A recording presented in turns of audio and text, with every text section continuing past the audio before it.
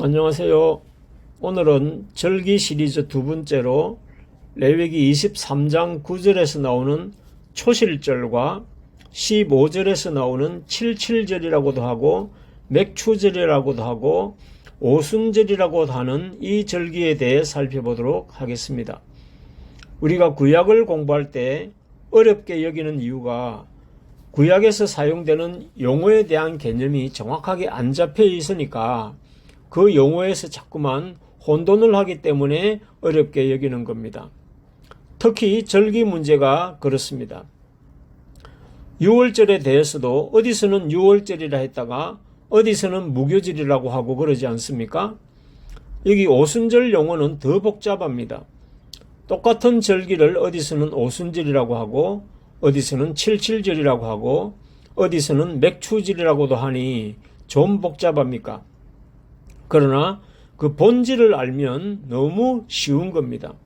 오늘은 오순절에 대한 이런 기본 개념부터 바로 잡고 넘어가 보도록 해보겠습니다. 여기서 칠칠절이 오순절인 건 연결이 되니까 쉽게 이해할 수 있을 겁니다. 77이 49이니까 그 다음 숫자인 50이라는 숫자에서 나오는 오순절은 쉽게 연결이 되죠. 그런데 그 오순절이 또 맥추절과는 연결이 잘 안 되는 겁니다. 오순절이 왜 맥추감사절과 같은 절기인지 이해가 잘 안 되시죠? 자, 그 이야기를 설명드릴 테니까 잘 들어보시길 바랍니다. 자세히 보시면 전혀 어려워해야 할 게 아닌 겁니다. 자, 오순절에서 그 50이라는 숫자는 알고 보면 맥추절, 즉 맥추, 우리나라로 치면 보리 추수를 하는 기간이 50일 만에 추수를 완료한다는 뜻이 담겨져 있는 겁니다. 그러니 오순절의 그 50이 추수의 기간이라는 것만 이해하시면 어렵지 않게 칠칠절이 오순절이고 오순절이 맥추절이라는 것이 연결이 쉽게 되실 겁니다. 그런데 여기에서 9절에 나오는 첫 이삭 한 단을 바치는 절기가 있는데 이것은 추수를 시작할 때에 추수를 시작하는 첫날에 제일 먼저 첫 한 단을 거두어 가지고 그것으로 먼저 하나님께 제사를 드리게 되는데 그것을 첫 열매 한 단을 먼저 드린다는 의미로 초실절이라고도 부르는 겁니다. 그러니 초실절과 맥추절은 사실상은 같은 절기에 속한다고 볼 수 있는 것이죠. 초실절과 맥추절의 시간 간격은 50일간의 간격이 있다는 걸 이해하시면 되겠습니다. 자, 이렇게 보면 그렇게 어려운 개념이 아닌 거죠. 자, 세상에 어느 나라에서든지 추수감사절이 없는 나라는 없을 겁니다. 그러나 성경이 말하는 맥추나 추수감사절은 그런 농사를 지은 결실에 대한 감사의 절기로 끝나는 것이 결코 아닌 것입니다. 그러면 성경의 추수감사절기에서는 어떤 의미가 숨겨져 있을까요? 일반적인 농사의 추수감사절은 별다른 설명을 하지 않아도 충분히 공감을 할 수 있을 것이지만은 성경에서는 그 담긴 영적인 의미가 그렇게 단순하지가 않은 것입니다. 그러면 이제 이런 오순절 절기에 담긴 영적이면서도 예언적인 의미를 한번 살펴보도록 하겠습니다. 자, 그러면 우선 우리가 쉽게 오순절이라 그러면 무엇이 가장 먼저 떠오르십니까? 이것은 초신자들도 쉽게 대답할 아주 초보적인 질문인 거죠. 네, 당연히 마가다락방에 오순절 성령 강림 사건이 떠오르실 겁니다. 네, 이것이 바로 구약의 오순절에 담긴 예언적 의미가 성취된 사건인 것입니다. 그러면 맥추절과 오순절 성령 강림 사건이 어떻게 연결되는 걸까요? 여기에는 깊은 연관성이 있는데 한번 잘 들어보시기를 바라겠습니다. 그러면 이 오순절 절기보다 50일 전에는 어떤 절기가 있어야 하나요? 네, 그것은 첫 열매 한 단을 먼저 드리는 초실절이 있어야겠지요. 그러면 오순절 마가다락방에 임한 성령 강림 사건에서 거꾸로 50일 이전으로 거슬러 올라가면 어떤 사건이 연결될까요? 네, 당연히 예수님의 십자가의 죽으심과 부활의 사건이 떠오르실 겁니다. 여기서 예수님의 죽으심은 어린 양이 죽게 되는 유월절과 관련이 있다는 것은 지난 시간 유월절을 설명드릴 때에 말씀을 드렸습니다. 예수님의 죽으심 이후 사흘 만에 예수님께서 부활하시게 되는 거죠. 그리고 예수님의 부활 후 50일 만에 마가다락방에 성령이 임한 것이니 이것을 절기로 대입해 보시면 예수님의 죽으심은 유월절에 해당되는 거고 예수님의 부활은 첫 이삭 한 단을 드리는 초실절에 해당되는 거고 그로부터 50일 후에 마가다락방에 모여있던 120명의 제자들에게 성령이 임한 것은 맥추절 추수의 결실이 완성되는 것이라는 겁니다.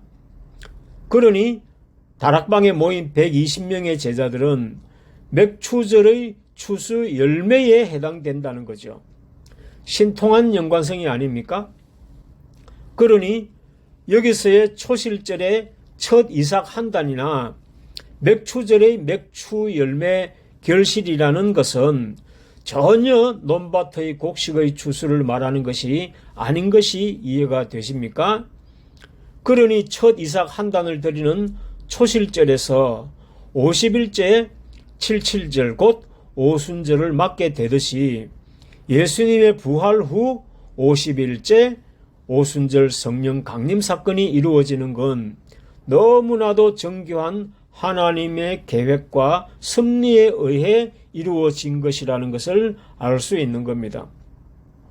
자, 이걸 말로서 설명하려고 하니까 헷갈릴 수 있을 것이지만은 이 관계를 그림으로 도표로 간략하게 정리를 하자면 가장 먼저 6월절에는 예수님께서 돌아가시게 되죠. 그리고 초실절에는 부활의 첫 열매이신 예수님께서 부활을 하시게 되고 그리고 그로부터 50일째 되는 날에 마가다락방에 성령이 강림함으로 구약의 절기가 예수님의 구원 사역으로 완벽하게 성취되게 된 것입니다. 이렇게 연결해서 이해를 하시면 초실절이나 칠칠절 그리고 오순절과 맥추절이라는 이 용어가 전혀 복잡하지도 혼돈될 것도 없게 되는 것입니다. 그러니 6월절 절기를 설명할 때도 말씀을 드렸지만 구약의 율법인 이 절기에서는 1.1핵이라도 틀어지게 되면 날짜 전체가 뒤틀리게 되고 그렇게 되면 모든 구속사의 과정들이 엉망이 되는 것이 이해가 되시겠습니까? 그래서 예수님은 율법의 1.1핵도 남김없이 다 이루시겠다고 하신 겁니다. 이렇게 구약의 절기가 단순한 이스라엘의 민족적인 차원에서 생긴 절기가 아니라 온 인류를 위한 예수님의 구원 사역에 대한 정교한 예언적인 시간표라는 말씀이 이해가 되실 겁니다. 그 시간표의 첫 단추가 6월절인 거고요. 그리고 6월절과 초실절 그리고 맥추절인 오순절까지는 봄절기에 해당되는 것으로서 이것은 예수님의 구원 사역에 있어 초림 예수님의 사역을 나타내는 것인 것을 분명히 알 수 있을 겁니다. 그렇다면 재림 예수님의 사역에 대한 것도 이 절기들에 담겨 있어야 하겠죠. 그것이 아직 남아있는 나팔절, 속죄일, 그리고 가을 추수절에 해당되는 수장절이라고도 하는 초막절 절기인 것입니다. 공교롭게도 이들 모든 절기들은 모두 7월에 있는 절기입니다. 태양력으로는 10월 말쯤으로 가을 추수 때와 관련된 절기들인 거죠. 가을 추수 때는 영적으로 세상 끝을 의미한다고도 마태 13장에서 소개하고 있지 않습니까? 이들에 대해서는 다음에 하나씩 자세히 설명을 드리겠지만은 우선은 추수와 관련된 부분들에 대해서만 조금 더 설명을 드리도록 하겠습니다. 앞서 설명을 드렸듯이 맥추절인 오순절이 전혀 곡식에 대한 추수를 기념하는 것이 아니라고 했다면 가을 추수 또한 논밭의 곡식 추수를 의미하는 것이 아닌 걸 겁니다. 그렇다면 우리 교회들이 지금도 열심히 지키는 맥추감사절과 추수감사절의 이 절기들이 과연 성경적으로 지켜지는 것이라 할 수 있을까요? 지난번 11조는 돈이 아니다 라는 제목의 영상에서도 말씀드렸지만 여기서의 추수나 맥추의 결실 또한 돈도 아니고 곡식도 아닌 것입니다. 예수님께서 이 땅에 계시면서 하신 일이 어떤 일을 하셨습니까? 기적과 표적을 행하시고 병을 고치시면서 구제를 하시고 자선사업을 하신 것일까요? 그렇지는 않을 겁니다. 예수님은 무엇을 하셨느냐? 그것은 예수님께서도 농사를 지으신 겁니다. 무슨 농사를 지었습니까?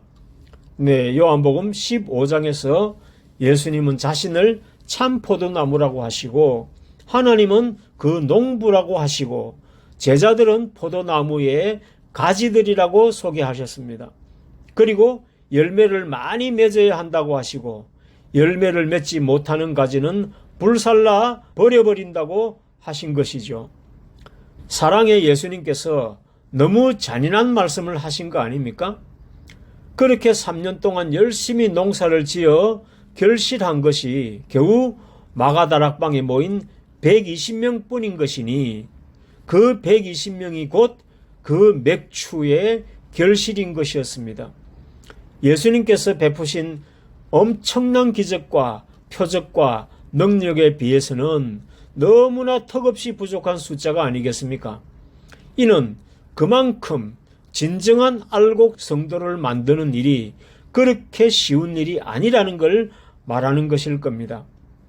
그리고 예수님은 요한복음 4장 35절에서 수가성 여인이 예수님을 만나고 동네로 들어가 가지고 많은 사람들을 데리고 오는데 그 무리들을 보시고 뭐라고 하셨습니까? 너희는 넉 달이 지나야 추수할 때가 이르겠다고 하지만 눈을 들어 밭을 보라. 이미 희어져 추수할 때가 되었도다 하지 않았습니까? 그리고는 추수할 것은 많되 일꾼이 부족하니 주인에게 구하여 추수할 일꾼을 보내달라고 기도하라고도 하지 않았습니까? 예수님의 농사는 육의 곡식 농사가 아니라 영생에 이르는 열매를 모으는 영적 농사를 지으신 겁니다. 예수님께서 지으시는 이 농사는 진리의 말씀의 씨를 뿌려 영생에 이르는 사람들을 모으는 영적 농사를 지으시고 영적 추수를 하시는 것이라는 겁니다. 만약에 여러분들이 예수님 때에 예수님과 함께 생활하고 예수님을 따라다니며 예수님의 온갖 기적과 표적을 다 경험을 하셨더라면 여러분은 과연 그 마가 다락방에 모인 무리에 참여했을까요? 아니면 방관자로 남았거나 그도 아니면은 예수님을 십자가에 못 박아 죽이자고 외치는 그 무리에 속해 있었겠습니까? 자, 이런 생각을 하면 참으로 두려운 일인 것입니다. 이렇게 보시면 초실절의 열매도 맥추절의 열매도 전혀 단 1%도 곡식이나 돈이랑은 상관없는 것이라는 것을 이해하시겠습니까? 이름에도 불구하고 세상의 모든 교회들이 그런 절기들을 단지 헌금을 더 많이 거두어 드리기 위한 기회로만 사용하고 있으니 이는 전혀 하나님의 뜻과는 벗어나도 너무나 벗어나 있는 것인 거죠. 그런 구판의 장단에 맞추어 모든 성도들이 드리는 헌신과 헌물들은 전혀 하나님께 드려지지 않는 예물들이라는 것을 알아야 하는 것입니다. 그러니 하나님의 백성들이 지식이 없이 하는 모든 수고들은 오히려 하나님께 상을 받기는커녕 매를 버는 헛수고가 될 수 있다는 겁니다. 세상 말에 돈 주고 뺨 맞는다는 말이 있죠. 지금 우리 기독교계가 행하는 것이 하나님께 그런 꼴을 당하게 생긴 짓을 하고 있는 겁니다. 자, 이것에 대해서는 다음에 초막절 절기에 대한 설명을 드릴 때 다시 강조가 되겠지만, 하나님의 맥추의 추수감사절은 말씀드린 것처럼 이미 초림의 예수님을 통해 예언이 완료되었다는 것을 반드시 이해하셔야 하는 것입니다. 그렇다면 구약에서 어린 양을 제물로 제사를 드리던 것이 이제 예수님의 십자가의 죽으심으로 예수님의 몸으로 드리는 영원한 제사를 드렸기 때문에 이제는 더 이상 양을 잡아 제사를 드릴 필요가 없게 되지 않았습니까? 그런 것처럼 맥추절 절기 또한 이미 초림의 예수님께서 오순절 성령 강림을 통해서 완전히 이루셨기 때문에 이제는 더 이상 맥추감사절을 지킬 필요가 없다고 한다면 이것은 과연 억지 주장일까요? 그런 관점에서 이제 우리가 온 마음을 다해 지켜야 할 절기가 있다면 마지막 재림 때에 있을 하나님의 구원 역사를 총결산하며 거두게 될 가을 추수에 해당되는 초막절 절기에 집중해야 할 것입니다. 그런 초막절 절기는 그 절기 하나만 덩그러니 있는 것이 아니라 나팔절과 속죄일이 긴밀하게 연동되어 있는 그런 절기인 것입니다. 이 절기들에 대해서는 앞으로 자세히 설명을 드리겠지만 지금 간략히 브리핑을 드리자면, 나팔절 절기는 7월 1일이고 속죄일 절기는 7월 10일이고 연이은 초막절 절기는 7월 15일인 것입니다. 이 모두가 7월달 한 달 안에 다 담겨져 있는 절기인 거죠. 이는 그만큼 이 절기들이 긴밀하게 연결되어 있다는 것을 의미하는 것인 겁니다. 이들 절기는 가을 추수와 관련된 절기로서 예수님의 재림과 깊이 관련된 그런 절기들인 것입니다. 여기서 나팔절은 예수님의 재림을 하실 때에 천사들이 불며 온다는 나팔과 관련이 있는 것이고, 속죄일은 모든 인류의 죄악들을 씻게 되는 대속죄일과 관련된 것이고, 그것을 이어서 심판의 가을 추수를 끝내고 드려지는 초막절이라고도 하고 수장절이라고도 하는 절기가 있는 것인 겁니다. 그러니 이런 절기의 비밀을 알지 못하고는 절대로 예수님의 재림을 바르게 이해할 수도 없고, 또 그렇게 되면 절대로 예수님의 재림을 맞이할 수도 없는 그런 미련한 처녀들이 될 수밖에 없게 된다는 것을 반드시 알아야 하는 것입니다. 이것들과 관련해서 계시록에서는 7개의 나팔이 나오는 것이고, 그리고 첫 열매, 추수의 열매에 해당되는 14만 4천이라는 숫자도 나오는 것인 겁니다. 이런 연관성도 이해하지 못한 채 나팔 소리와 함께 휴고된다 그러고 14만 4천이 유대인의 숫자라 그러니, 또는 순교자의 숫자라느니, 또는 모든 구원받는 사람이라느니, 그리고 그도 아니면은 14만 4천은 실제 수가 아니고 비유수라느니 하며 마음 내키는 대로 떠드는 것은 그야말로 소경 더듬기식의 추측성 막말 대잔치에 불과한 것이 되고 말 것입니다.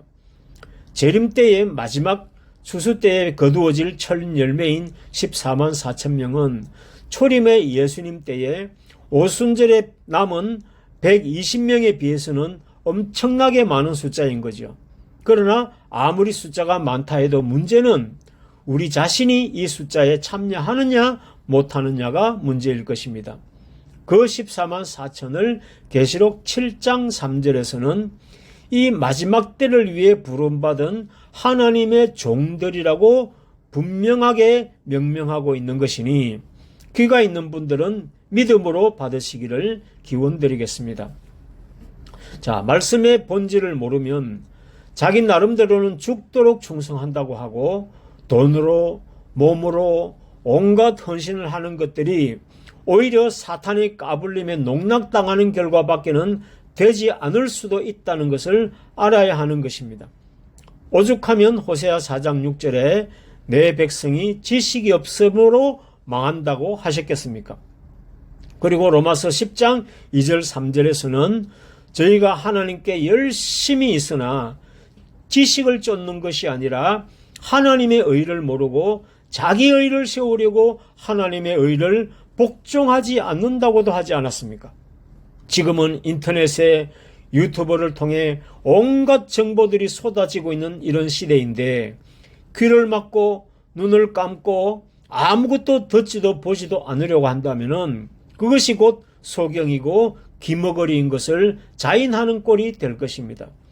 그런 식의 막무가내 식의 충성과 헌신은 오히려 사탄의 수작질에 뒷수발드는 꼴이 되고 말 것입니다. 하나님은 미련한 고집쟁이를 아주 진저리를 치십니다.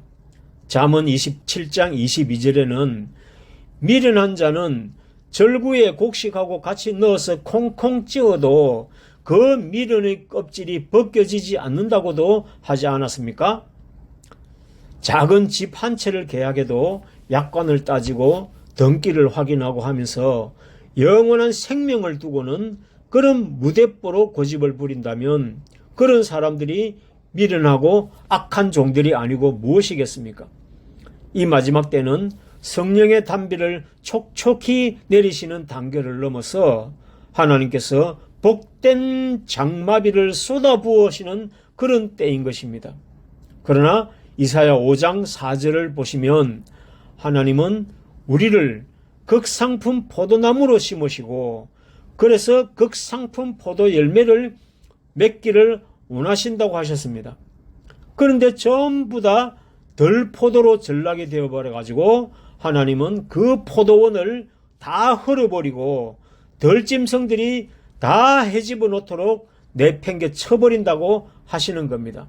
그러면서 하시는 말씀이 구름을 명하여서는 단 한 방울의 비도 내려주지 않겠다고도 하시는 겁니다. 그렇게 많은 사람들이 예수님을 따라다니고 빵을 얻어먹고 병고침을 받고 구름대처럼 사람들이 몰려다녔지만은 참 알곡이요 극상품 포도 열매로 남은 사람은 마가다락방에 남은 120명 밖에는 없었던 것입니다. 하나님은 많은 숫자를 원하시는 것이 아닙니다. 하나님을 위해서 복음을 위해서 목숨을 던져도 좋다는 생각, 그런 생각을 가진 사람, 서기관과 바리새인들의 압박 속에서도 두려움 없이 주님의 제자들과 함께 고락을 같이 할 각오가 된 그런 사람들을 원하시는 겁니다. 그런 사람이 단 한 명이라도 하나님은 그 사람과 함께 일하시고 천년 왕국도 그 사람과 함께 이루어 가실 것이고 첫째 부활도 그런 사람들에게 허락하실 것입니다. 부디 여러분들은 알곡들이 되시고 극상품 포도 열매들이 되셔서 귀한 첫 열매에 속해서 첫째 부활에 참여하시고 어린 양 혼인잔치에 당당하게 신부로 참여하는 여러분들 되기를 바라겠습니다.